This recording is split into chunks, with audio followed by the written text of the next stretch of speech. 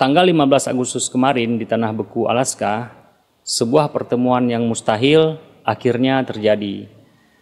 Donald Trump akhirnya bertemu dengan Presiden Rusia yaitu Vladimir Putin. Ini bukan sekedar pertemuan biasa, melainkan sebuah pertunjukan diplomasi tingkat tinggi yang menjadi sorotan global. Tentu saja semua mata ini tertuju pada satu topik, yaitu perang Rusia-Ukraina.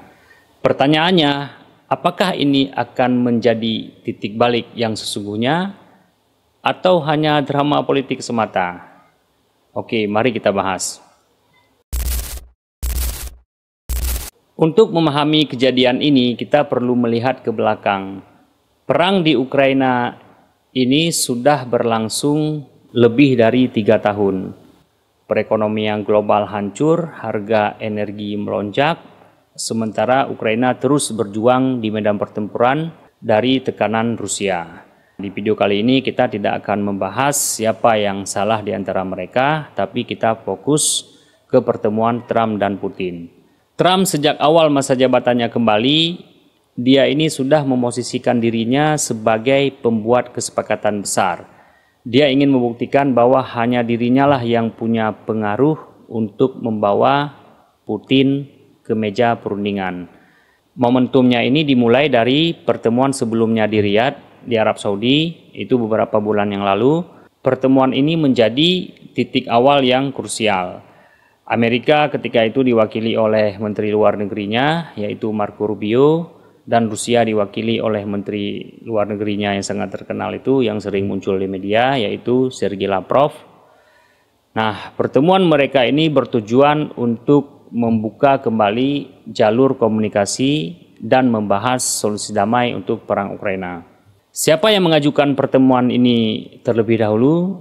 Jawabannya jelas Trump. Dia ini kan yang mengumumkan secara gamblang, secara jelas ke media bahwa dia akan bertemu dengan Putin di pangkalan Elmendorf, Richardson, Anchorage, Alaska. Lokasi ini bukan dipilih secara sembarangan, ini adalah pangkalan militer yang melambangkan kekuatan Amerika Serikat. Sebelum dialog dimulai pada pertemuan ini, pesan politik sudah disampaikan dengan sangat tegas. Ya, di samping terlentangnya karpet merah dan juga pasukan kehormatan, ternyata ada adegan yang sangat keren yang berbau politik. Kalian tahu nggak, sempat-sempatnya Amerika itu menerbangkan pesawat tempur F-22 Raptor dan pembom siluman B-2 Spirit. Nah, ini maksudnya apa coba? Ini kayaknya Putin ini bertanya-tanya dalam hatinya, ini acara diplomatik atau pertunjukan kekuatan militer ini. Saya datang ke sini kan untuk bernegosiasi, bukan untuk menyaksikan atraksi udara. Aduh, Trump. Ya, mungkin saja Trump ingin memberikan pesan, welcome Mr. Putin, selamat datang Vladimir. Kita di sini untuk berbicara tentang damai, tapi jangan lupa ya, kami punya mainan keren ini. Ya, kira-kira begitulah pesannya Trump ke Putin. Atau juga ini bisa jadi kalau Trump ini menunjukkan keseriusan diplomasi Amerika meskipun memang dengan gaya yang tidak biasa. Ya, pada akhirnya pameran kekuatan udara ini seperti pengingat halus bagi Putin bahwa di balik pembicaraan damai ini Amerika memiliki kekuatan militer yang luar biasa. Ini sepertinya sebuah salam olahraga yang sangat khas dari Donald Trump untuk lawan-lawannya. Terkhusus untuk Mr. Putin. Aduh, Trump. Ketika masuk ke inti pembicaraan, fokus utama dari pertemuan ini adalah membahas gencatan senjata Ukraina. Trump sejak awal memang sudah menegaskan bahwa dia tidak akan puas tanpa adanya kesepakatan. Dia juga mengatakan tidak ada kesepakatan tanpa kesepakatan. Tekanan dari pihaknya ini memang terasa agak sangat tinggi. Namun sebaliknya, Putin di sini mengambil pendekatan yang berbeda. Putin menolak gencatan senjata sementara yang mudah pecah dan menuntut adanya perjanjian damai permanen yang komprehensif. Jadi sejak awal gaya kedua pemimpin ini memang sudah menunjukkan perbedaan yang sangat jauh. Di satu sisi Trump ingin mendapatkan hasil yang cepat, sedangkan Putin menginginkan perdamaian ini yang bertahan lama, namun dengan syarat-syaratnya sendiri. Selain pembahasan gencatan senjata, sepertinya ada topik lain yang juga dibahas, yaitu kemungkinan pertukaran wilayah, juga jaminan keamanan bagi Ukraina, dan juga invasi NATO. Namun detail pembicaraan ini memang masih belum jelas. Trump memang menyatakan bahwa kesepakatan yang dicapai harus mendapatkan persetujuan dari Ukraina. Tapi di saat yang sama, Presiden Volodymyr Zelensky, yaitu Presiden Ukraina, tidak ada di dalam ruangan tersebut. Kalian bisa bayangkan saja nasib sebuah negara itu diputuskan tanpa kehadiran pemimpin negara tersebut. Jadi tidak heran jika Ukraina, Zelensky ini merasa kecewa dan marah atas situasi ini. Mereka ingin sebenarnya pertemuan semacam ini harus melibatkan pihak perwakilan dari Ukraina. Tapi ya memang sih ke depannya akan ada wacana mereka ini akan dipertemukan di satu ruangan, yaitu Trump, Putin, dan juga Volodymyr Zelensky. Kemudian respon dari NATO dan negara-negara Eropa ini juga sangat menarik. Mereka menyambut baik niat menuju perjuangan, tapi mereka menekankan satu hal. Kalau Ukraina tidak boleh dikorbankan.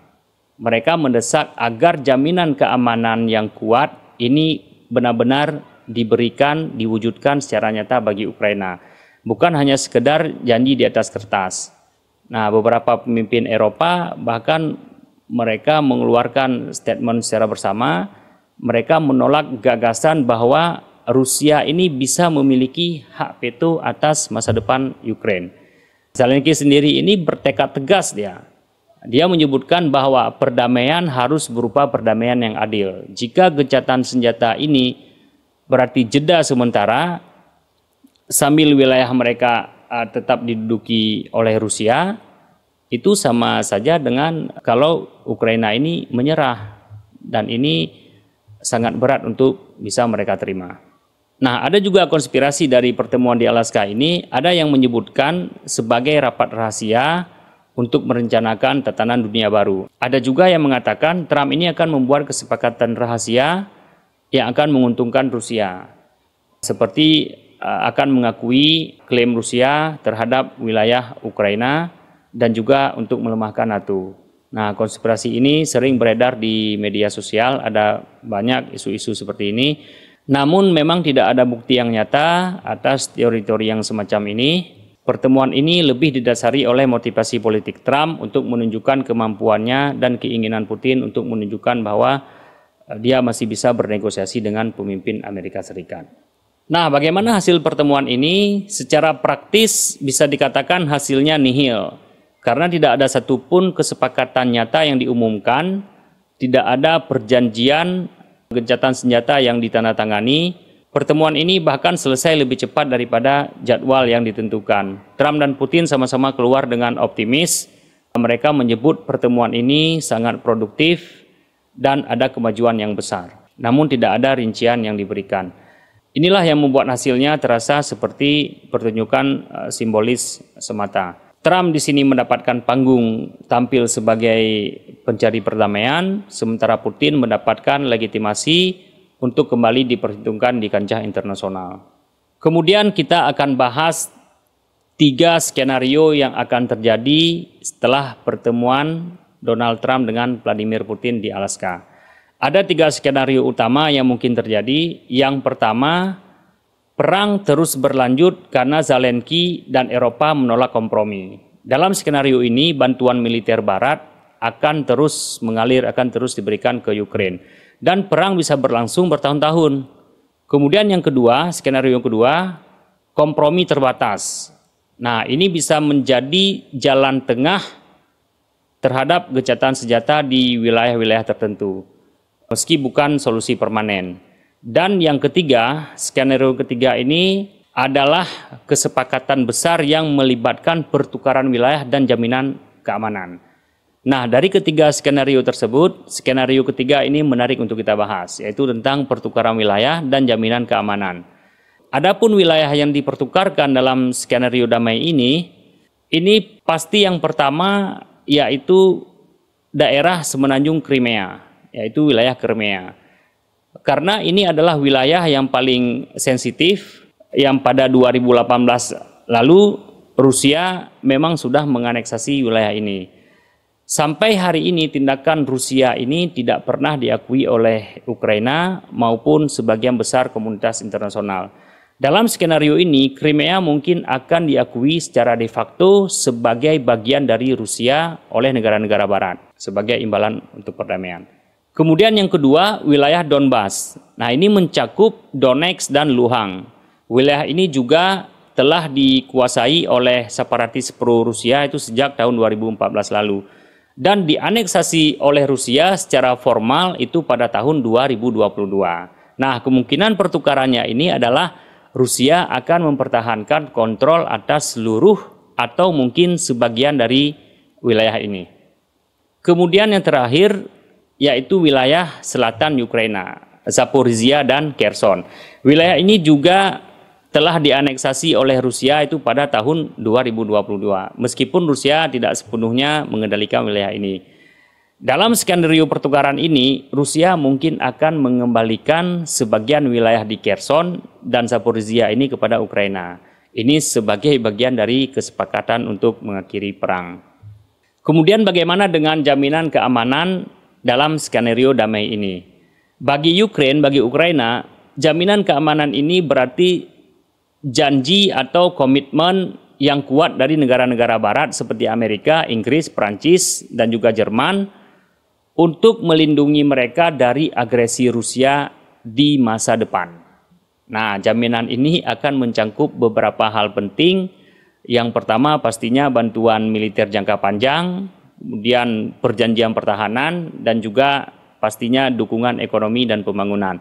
Nah, bagi Rusia, jaminan keamanan yang mereka minta tentunya komitmen dari Ukraina untuk tidak pernah bergabung dengan NATO di masa depan.